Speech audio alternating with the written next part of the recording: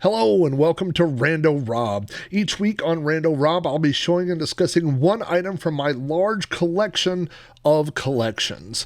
New shows appear every Monday, and throughout the week, I'll be adding older episodes of Rando Rob that were previously only available to my Patreon subscribers. You can watch episodes of Rando Rob on YouTube at youtube.com/Rob O'Hara. Just look for the Rando Rob playlist. Audio versions of the show are available on my website at podcast.robohara.com or through iTunes. Just search for Rando Rob. Thanks for watching or listening, and I hope you enjoy this vintage episode of Rando Rob. Hello, welcome to this week's episode of Rando Rob. I hope everybody has been doing well this week. I've been doing pretty well. If you've been following the Patreon channel, you know that a lot of my week this week has been consumed with a funeral, but not really. I'm not really kind of dwelling on it. Of course, last week I talked about Pat Deckard. I did the whole episode, and we went to Pat's funeral this week. But I got to tell you that it was not as sad of an event as I thought it was going to be. I'm going to move this over here so that when I'm seeing my face, I'm also looking at the camera. That seems to make more sense, doesn't it?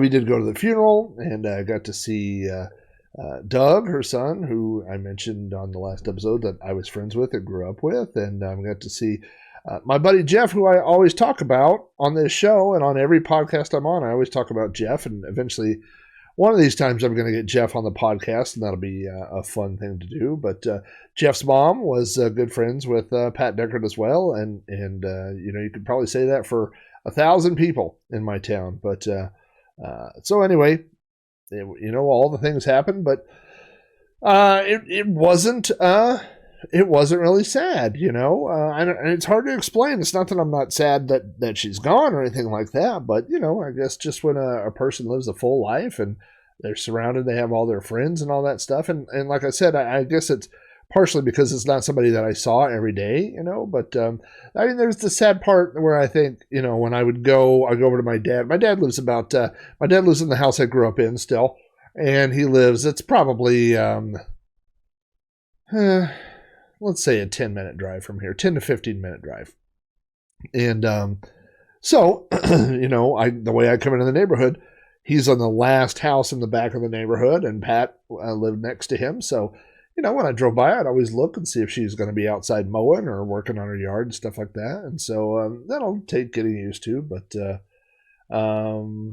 yeah, I'm okay with it all. And a lot of times when someone passes away, I will write a blog post about that person or about my experience, my experiences with that person. And my wife asked me, do I feel obligated to do that? And I don't. It's not like a service I provide or anything. It's something for me, It's either to work out whatever I'm feeling at the time, or maybe as a tribute. But this time I did almost feel obligated to do it, and I'll tell you why. Is because at the funeral was such a generic funeral. It was one of those that was like done at a church that I don't think is a church she attended. I think one of her sons attended this church. And it was just weird. I was looking at that picture. It looked like it was stuck. The ASCII thing behind me looked like it was stuck, but it was at the end of one. It was switching to another one. Anyway, sometimes I get distracted on the old Rando route. I get distracted when you put a camera in front of me.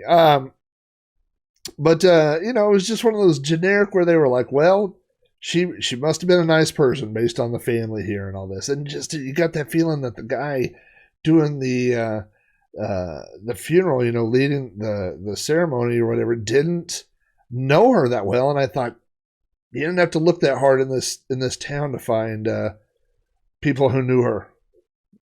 I'll tell you what I'm doing here in a second. I don't like.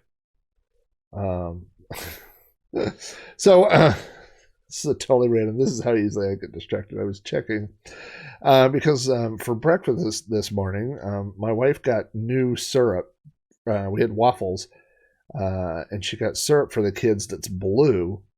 And when I was done, I was like, does it taste funny? And I took it and I went blew it like that. And I had blue all over my lips, my teeth, and everything was blue.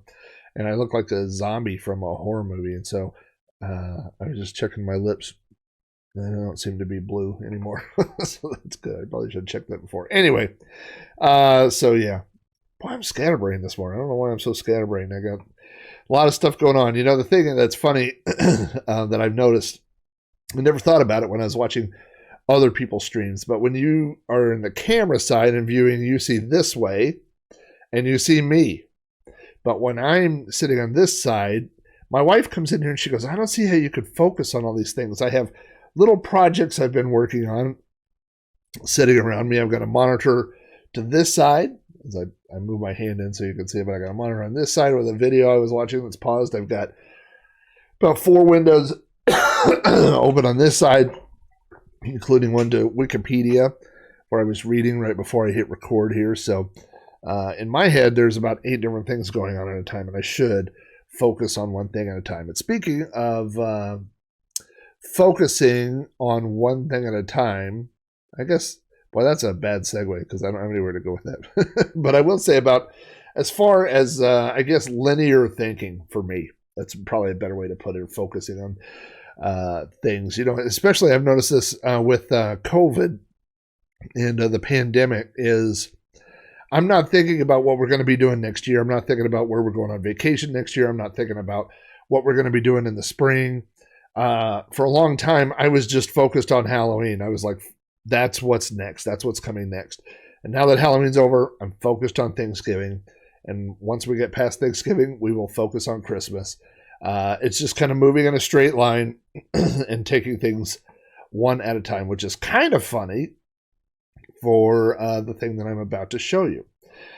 It is something, we have a store, there's a chain of stores, and you may have one in your town. It's called Five Below. And everything in the store costs $5 or below. Thus the name. You know, we have Dollar Tree, where everything used to be $1 or less. I don't know if everything's still $1 or less in Dollar Tree. I think it is. But we got Dollar General, and I was like, oh, this is good stuff. Well, everything's not $1 or less in Dollar General, you know. And I was like, well, this is false advertising. And so anyway, I like the idea of Five Below, even though I still have to look at the price. But I know that worst case scenario, it's going to be $5 or less. So I'll show you the first thing. I have 2 things that I'm going to show you. But I bought this yesterday. So this is definitely the newest item that I have ever shown on Rando Rob. This is something I've owned for less than 24 hours at the moment. Hello, it is Bumble from the 1964 Rankin Bass special Rudolph the Red-Nosed Reindeer. Now he is, you've probably seen these. I've seen them before at the Dollar Tree and things like that. That is a little solar panel there. And so if you put him in a window and he gets charged up with solar power, then his head will automatically sit here and rotate back and forth. I put him in my windowsill earlier, but I've got him facing outward so I could see him. And he hasn't built up enough of a charge because he hasn't done a whole lot of anything. Although when I rotate him like that, hello.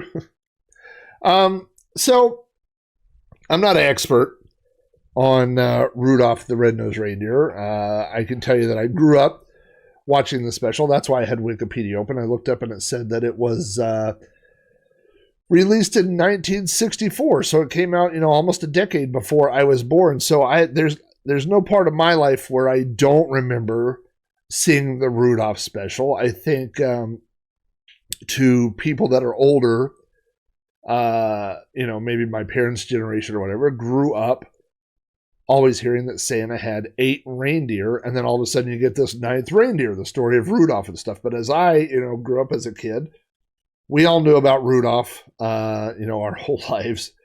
And this, I think, even more than Charlie Brown. I know there was a bunch of ruckus going on this year about the Great Pumpkin Charlie Brown special because it was, I guess the rights to air it was purchased by Apple, and it was only going to be streaming on Apple. And by the way, I just throw this out. We've had a severe weather change here in Oklahoma over the past 24 hours. Yesterday, the high yesterday was in the 70s, and the high today is in the low 50s. I'm curious if it's even 50. And so because of that, when it changes like that, it triggers my sinuses to break loose and start draining. So I'm just having a lot of drainage. But otherwise, feeling fine. So no problems there. But anyway, so, I grew up watching the Rudolph special. I know that a lot of people think of, I guess they have their traditional specials that they watch, Charlie Brown, for different holidays, for Thanksgiving and for Christmas. I think a lot of people, as a kid, the Grinch was one that came on every year for Christmas, and we would watch the Grinch animated specials. But the Rudolph special, man, when that was on, and Frosty the Snowman, that's another one, Of course, as I got older, and when I say older, I mean, I don't know, by the time I was 30, let's say, I don't know. I'm trying to think let me do the math here for when DVDs. I definitely got my first DVD player right around Y2K. So so let's see, I was born in 73, so 83, 93, 2000, so 27.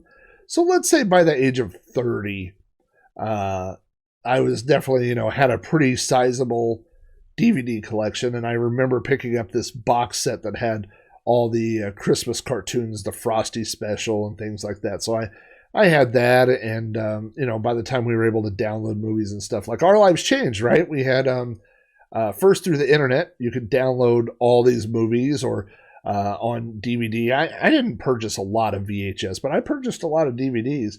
So you got movies that way, and now everything is online streamable. My server has literally thousands of movies. I have a pile of DVDs that I have moved out into the workshop that I'm donating to someone, but I haven't moved them yet. I mean, I haven't physically delivered them yet. But the thing is that over time, all those ended up on my server or whatever, and so anything that I've ever bought, I could just turn on the TV and stream the movie, and so. Does that take away from the specialness? I don't know, maybe. I mean, I remember looking forward to every year. Hey, the Rudolph special is going to be on Thursday night at 7. I have to be home on Thursday. I have to be there in front of the TV at 7 o'clock, ready to sit down on my little, the living room pillow and sit there and look up and watch the TV because this is going to be, the only time this year I'm going to get to see it. And now if I wanted to pause this recording and go turn it on right now and watch it, I could do that, So I guess it takes away from that specialness or whatever. But what it doesn't take away, no matter whether it's streaming or however you watch a DVD or whatever, is those nostalgic memories that you get, from watching it. And so I always kind of likened myself as a kid to Rudolph. I'm sure a lot of kids felt that same way. I was born with different colored eyes. I have one brown eye and one green eye. And so when I don't think that I ever really got made fun of that as a kid. I think people just went, oh, that's unique or original, things like that. It was always kind of an icebreaker. I suppose I should lean in there and look into the camera for a minute, but Rudolph was born and they're like, you got a different color nose. See, you can't be with all the other reindeer. And I don't know that I ever really felt that way, but I kind of identified with Rudolph as just being that unique, different. He was born with something that was different than all the other reindeer. I definitely remember in school. Oh, gosh, sorry. I guess I should. I could be muting this whenever I cough. I do remember multiple times. One would be like, oh, we have to do this thing where we draw ourselves. And I would always be like, can I get a brown crayon and a green crayon? I'm going to need 2 crayons. And I do remember throwing a wrench into my science teacher's class project whenever we did the thing where they say you had to do your chromosomes and you had to say, what color were your parents' eyes. And all right, let's try this. That seemed to work pretty good. And so you had to figure out whether their eye color was dominant or whatever, and then you do your mom's and your dad's, and you do this little thing, and then what color, if you have any siblings, what color their eyes are, and you figured out whether it was dominant gene or not. And everybody in my family, as far back as you could go, has brown eyes, and I have one brown eye and one green eye. It's not a hereditary; it is a genetic. Probably a genetic defect, I guess you would say. So anyway, you'd have this chart. It's like brown, brown, brown, brown, brown, green. And then they look at me and they're like, O'Hara, what are you doing? So anyway, the other thing is, and I would say about that special, of course, I'm trying to think of what was his name? Yukon Cornelius, you can see him right there in the picture. And of course, they go on their adventure. But eventually, they run into Bumble, who is the abominable snowman. Now, I don't know at what age I discovered, I don't know what you would call it, the paranormal part of the library. I mean, I was very, very, very young. I mean, maybe first grade, something like that. There was this little section of the library in our school, and that was a section. All of them were grouped together. You had your UFO books, you had your Loch Ness Monster books, you had your Bigfoot books, and there was a book on the Yeti, the Abominable Snowman, which was basically Bigfoot that just lived up in the mountains, lived where there was ice, And so I knew who the Abominable Snowman was, and so seeing him in this special was I don't remember if I saw the special first or figured out who he was first or whatever, but it kind of has that tie, to that little part of my brain. So again, here's the little Bumble. This was $5 at Five Below. Now, if you know me, you know that I probably have more than one of most things in my life. And so I will also show you this. The big Bumble right here. And there is, I hate to even mention this. There is a button somewhere. Oh, here it is. Here it is.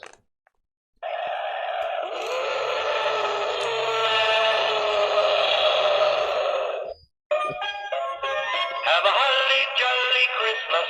It's the best time of the year. I don't know if there'll be snow. Did I turn off? Yeah, okay. So this is the big size Bumble. I found that. Let's set them right there. I found that at a thrift store. No, an antique mall. And I'll tell you that I've mentioned this before in Throwback Reviews with Sean, the podcast that I do about 80s movies and 80s stuff growing up. I've got a couple of hard and fast rules when it comes to buying things at thrift stores. And one of them is I don't buy things that I'm going to drink out of. I don't buy coffee mugs. I don't buy cups. I might buy one for displaying, but I wouldn't buy one that I use. And Susan has tried to talk me out of this over the years, and Sean has talked me out of this or tried to talk me out of this. But I just, for some reason, and I know that once you buy a cup and you bring it home and you wash it or whatever, it's clean. I get it.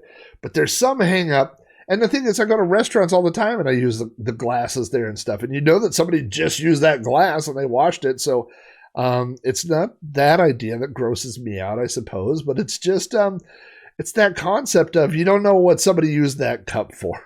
You know what I mean? Like maybe somebody, I told Sean, maybe like somebody pooped in that cup.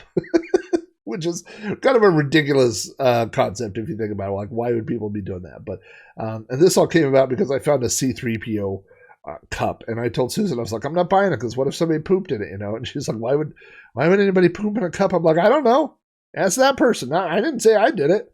I'm just saying somebody might have done it. And you're going to come home and wash it. Would you drink out of a cup someone pooped in? I don't think so. So one of my 2 rules is I don't buy things that I'm going to drink out of or eat off of, stuff like that, at thrift stores. But my other rule is I don't buy things that have fur. I don't buy stuffed animals. I don't buy, and again, it's just something about especially even more than a glass or a cup or a dish. If you buy something with a stuffed animal, are you going to come home and wash that? And if you're not, is it gross? Did it come from someplace that had bed bugs? I don't know, it's just something, I don't know, something about it triggers me and I can't do it. Antique malls, for some reason, feel different to me, even though I totally know that a lot of the stuff in antique malls somebody probably got from a garage sale or whatever. So there's literally no difference. I get it. But for some reason, it's just the way that it's displayed. I mean, there's something about that giant bin, like at my local thrift store, where all the stuffed animals are thrown in there, and you see kids running in the thrift store, and they're like, "Oh, I like this one. I don't want that in my house. I don't want to be touching that, But going into an antique mall and it's all on display on a shelf, and you go, "Oh, that looks pretty clean." And you know what? There could have been a kid there 5 minutes before going, "Oh, look, Bumble." But it is what it is. So I don't lick Bumble. I bought him and I put him on a shelf. So he's one of the larger guys that I have hanging around. I mean, he's not super big. He's, a little over a foot tall, maybe 14, 15 inches, something like that. So he's too big to just set on a desk, but I usually have him on a shelf. I actually have a shelf over there in the corner, and on top that's where a Slimer from the Ghostbusters sits. That's where the Leprechaun that we showed off a few episodes sits, and Bumble sits up there right now. So I do also, I believe, have a pop vinyl Bumble, but it might be a mini or something like that I found one time. So I think those are all the Bumbles that I have. I'm not a Bumble collector. I am a collector of stuff, and Bumble just happens to be a stuff. But I do feel like of all the animals or creatures or whatever in that special, I would say, well, I like Yukon Cornelius, and I like Bumble. Like if I saw a Santa Claus that was that size, that was from the old stop motion special, I don't think I would get it. If I saw Rudolph, I don't think I would get it. If I saw one of the Hermie or one of the other toys from the Island of Misfits, maybe, just because it's a little bit more obscure and that would be a little bit more funny or enjoyable to me. But Bumble is just that right. Like he's instantly recognizable. I mean, when you see him, he's got that little goofy grin. And I mean, in these, they've made him very I mean, this one, he doesn't have any teeth. I know that, he had to see the dentist to fix his his toothache, right? But in this one, he doesn't even have any teeth. Now, in this one over here, you can see he's got a full mouth of choppers. This is when he was a little bit more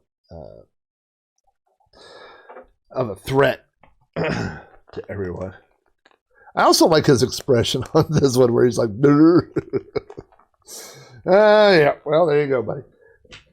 So, I don't do, my wife is the Christmas decorator, and my daughter is becoming the Christmas decorator. They're the ones that love the lights. They love the hanging candy canes. They love the tree. At one point, I think at the old house, we had 4 or 5 trees, and not a couple that were like full size, like one in this room and one in this part of the house. And the kids had mini trees or whatever, and they got me a tree, and they were like, you could decorate it any way you want. I was like, I have no interest in decorating a 5th tree. And then they bought little video game and Star Wars ornaments and hung them on there. They're like, there's your tree. I'm like, not everybody in the house needs a tree. I don't understand it. So I'm not, I don't have a lot of Christmas decorations specifically that I would pull out.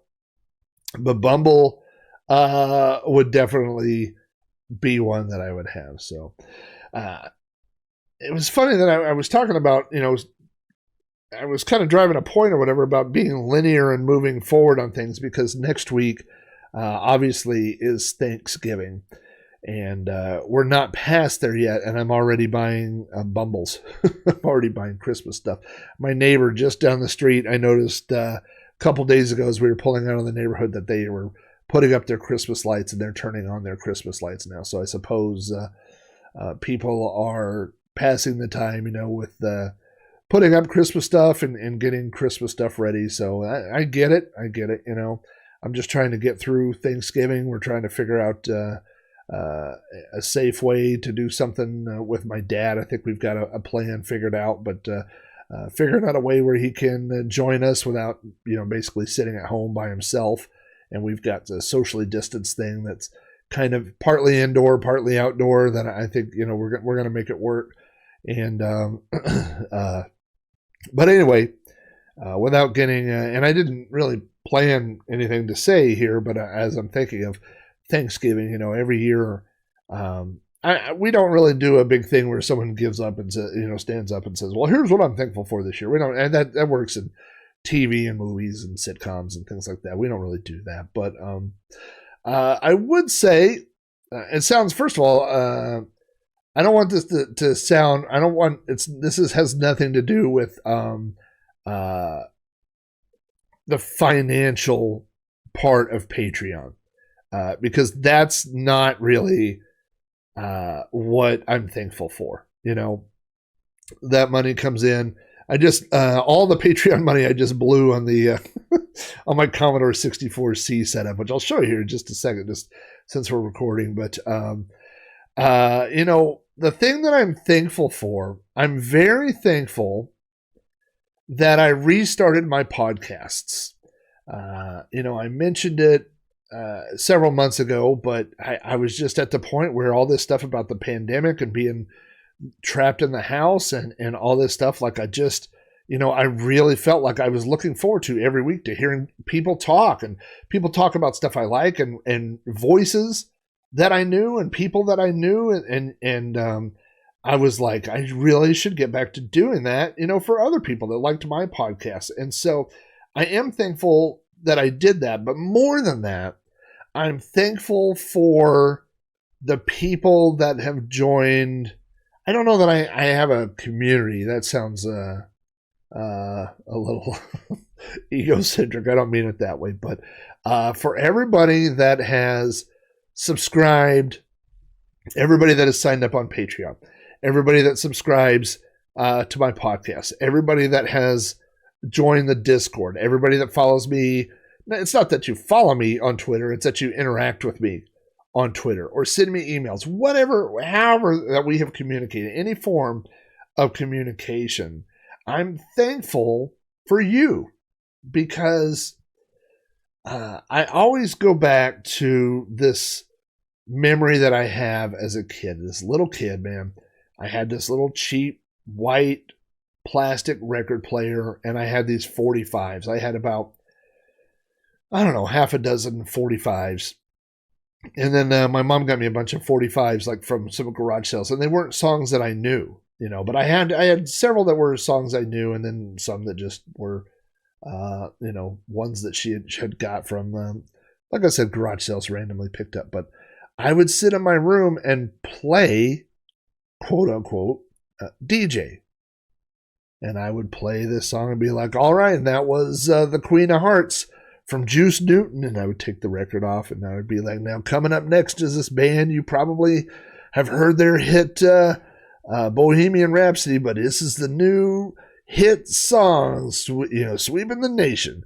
This is Another One Bites the Dust from Queen. And then I would put the thing on, and I would just sit there in my room and then play the record, and it would come off, and I would do that, and I would go through these stacks, and then I would say, here's a band you never heard of, because I hadn't heard of them, and I would say, this is the Bee Gees, and this would be one of those records that my mom got from the garage sale, and I'd be like, and they are staying alive, and then I'd put on that record. And so I would just play DJ at home, and sometimes when you're doing a podcast, it has the same feeling. You write up your little scripts, and you do your research, and you play the games, and you do all that stuff. and you're recording, and it's here. It's in this room. There's nobody around. The door is shut, and it's you and the microphone, and you're telling your little stories and all this. And it feels like you're playing DJ. It feels like you're doing this little thing for yourself, you know. And then at the end of the night, you know, I mean, there's a whole process. There's the recording, there's the editing, there's the creating of the using Photoshop to create the artwork. There's the writing of the WordPress post and the publishing, and then there's the waiting where you go, did people get it? Did they like it? You know, you're sitting there, and then the feedback starts coming in, and people say, yeah, you know, I mean, I think about the bicycle episode, and then people, like, I didn't know if anybody would like that. And then people go, yeah, I remember my first bicycle. And you read these emails from people that say, you know, one time I built a ramp and I tried to jump to the moon. And, you know, and people say, oh, man, when you were talking about your bike, I was thinking about my bike, and my friend had a bike just like your bike and stuff. And that is why I do any of what I do. I mean, I enjoy talking. I enjoy sharing. I enjoy the memories that it stirs up for me. But when I stir up memories for you, that's why I do it. And so getting the feedback from people and hearing that their memories, that and I know with everything else going on in the world, it has been a crazy year. Can we all agree it's been a crazy year? No matter who you voted for, no matter how you feel about coronavirus, no matter how your state or your city is dealing with it, or country, perhaps, any of that, we can all agree, at least at a minimum, it has been crazy. And so when I'm sitting here and I'm talking into the mic, I'm not thinking about any of that other stuff. I'm only thinking about this. And I hope that when you're listening on the other side, and when you say, I had a bike like that, that for that little bit of time, when you're thinking about that bike, or you're listening to my stories about my bike, or whatever, about the ditch that's out behind my house, or about the time that my friends and I made a ninja movie, or whatever else, and talking about old computers or video games or any of that other stuff. I hope those few minutes you're thinking about that, and you're not thinking about everything else that's going on. So, and I got to tell you, sometimes when I walk through my room and I see Bumble on the shelf, and it's not a long period, but this short period where I go, yeah, I remember that Bumble, and I remember Bumble, and you think about that, it's just that little distraction from everything else that's going on. So, without getting too cheesy or in anything, I am thankful for you guys. I'm thankful for your loyalty. Is that the right word? I'm when I say for your patronage, I don't mean Patreon. For your patronage, I'm thrilled, and I'm honored that anybody would listen to anything I have to say. I'm thrilled that anybody would. It means the world to me when I get a feedback that just says, "I loved your episode. I had bikes too, and it brought back so many memories." When I see that stuff, that's what keeps me going from episode to episode. So that is what I am thankful for this year, and I hope that everybody out there is thankful for, has things to be thankful for. I hope that I'm thankful for my health. I'm thankful that I've been able to continue working. I know a lot of people haven't. So I am not only thankful, I'm grateful for those things. And again, I'm thankful for every one of you that gives me that little slice of your time to talk about stuff. And I'm thankful and grateful when you do the same back to me. So from everybody here at Flag Studios, which includes me and the Bumble twins here. Oh, facing the wrong way. And Baby Yoda, who's over here. and Slimer and McRib. I want to say happy Thanksgiving, and I hope you guys have a good holiday next week. Oh, you know what I said? And I'll do this as we're on our way out here. And thanks for Jack Flack, the little miniature Jack Flack. Jack Flack's just the imagination of this guy. Never know what you find here on the desk. So I'm going to show you this real quick on the way out. I finished my Ultimate Commodore 64C. You can see it right here. It is in a clear case that I picked up off Kickstarter years ago. This is the matching clear monitor that I've talked about a little bit online. This was purchased by a prisoner, a guy that was in prison. This is the most common place where these appear because they're clear, and the inmates can't hide paraphernalia inside them, the weapons and drugs and things like that. So if they purchase a television in prison, usually they are clear. So I had these two things, but I thought, boy, it sure looked terrible with regular speakers hooked up to it. And so this week, I spent too much money and bought these Harman Kardon, I believe is how you say it, 2.1 speakers. So there are two of these little towers that have speakers in them here. And this Mamma Jamma, which is a giant subwoofer that looks like a bundt cake, but there's a speaker down in the bottom of this thing that fires down, and there's a giant hole in the top here that where the air comes in, and it sounds fantastic. And so the idea ultimately is you can stream, and so as I move to doing more of my video streaming stuff, that I'll be able to play the Commodore 64 games right on that and stream them into this and to Twitch and YouTube or whatever. So anyway, thank you guys for tuning in. As always, I plan to talk for about 3 minutes, and it looks like I'm at just over 30. So we should all be thankful that I didn't bring a glass of water in here, or I might have gone on for an hour. But anyway, happy Thanksgiving to everybody, and I will see you all next week.